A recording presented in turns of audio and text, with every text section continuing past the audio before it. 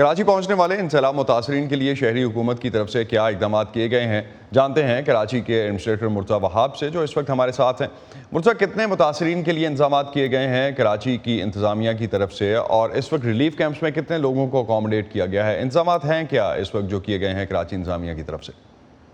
کراچی شہر میں as we speak ہمارے 7 ڈسٹرکٹ ہیں، اور ان 7 میں سے 6 ڈسٹرکٹس کے اندر ہم نے 41 ریلیف کیمپس اسٹیبلش کیا ہے، اور 41 کیمپس کے اندر اپروکسیمیٹلی 18,600 افراد ہیں جو اس وقت وہاں پر رہائش پذیر ہیں۔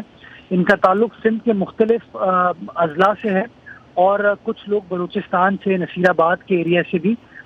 ہمارے پاس یہاں پر قیام پذیر ہیں۔ ان کو لک آفٹر کیا جا رہا ہے، جس کے اندر ان کی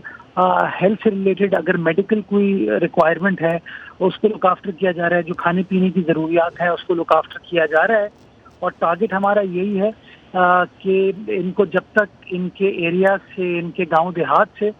پانی نہیں اترتا اس وقت تک ان کو یہاں پر لک آفٹر کیا جائے گا۔ اس کے علاوہ کراچی میں اور مزید کیمپس اسٹیبلش کیے جا سکتے ہیں، لیکن وہ فیصلہ تب کیا جائے گا جب ہمارے پاس اتنا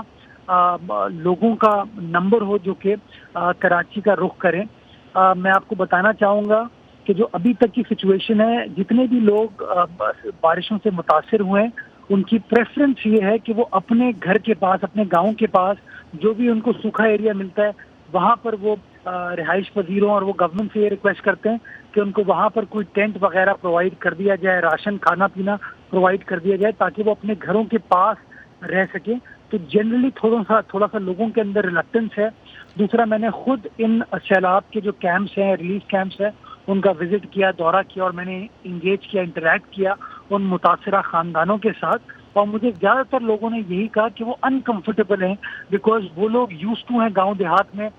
کھلی فضا میں رہنے کی، ان کی کوئی چھتیں وغیرہ نہیں ہوتی۔ لیکن مرتضیٰ، ابھی ہم ایک رپورٹ دیکھ رہے تھے چند سیکنڈ پہلے، اور اس میں جو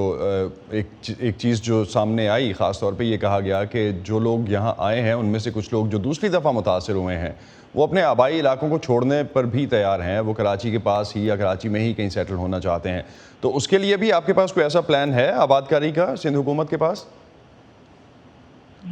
پہلا ٹارگٹ ہمارا ریلیف ہے، ریلیف اینڈ ریسکیو، اس کے بعد rehabilitation will be the second phase of this project. آپ شاید ایک مائنورٹی کی بات کر رہے ہیں، بہت چھوٹے سے نمبر ہوگا جو لوگ اس طرح کی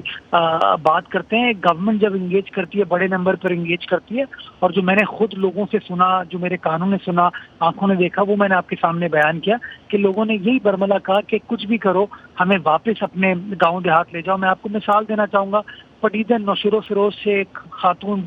بوڑھی خاتون سے میں بیٹھا، ان کے ساتھ بات کی، انہوں نے یہی کہا کہ بچے مجھے بس میرے گاؤں واپس پہنچا دو۔ لوگوں کو اپنی مٹی سے بڑی محبت ہوتی ہے، لوگوں کے اپنے گاؤں دیہات سے بڑی محبت ہوتی ہے، تو جنرلی بائی اینڈ لارج جو ہے وہ لوگ یہی چاہتے ہیں، ان کی پریفرنس یہی ہے کہ وہ واپس آئیں، اور اسی لیے آپ کو نمبر بڑا کم نظر آ رہا ہے۔ حالانکہ بارش کے جو متاثرہ لوگ ہیں وہ تو اپروکسیمیٹلی گورنمنٹ ایسٹیمیٹ کریے منیمم کوئی 1 کروڑ لوگ ہیں، 10 ملین کے لگ بھگ لوگ ہوں گے، لیکن صرف 18,000 کے قریب لوگ کراچی شہر آئے ہیں، کیونکہ لوگوں کا پریفرنس یہی ہے کہ وہ اپنے گھر کے پاس، اپنی زمین کے پاس، اپنی فصل کے پاس، اپنے گاؤں دیہات کے پاس اس وقت رہنا چاہتے ہیں تاکہ جیسے ہی پانی اترے وہ فوراً اپنی زمینوں پر واپس جا سکیں۔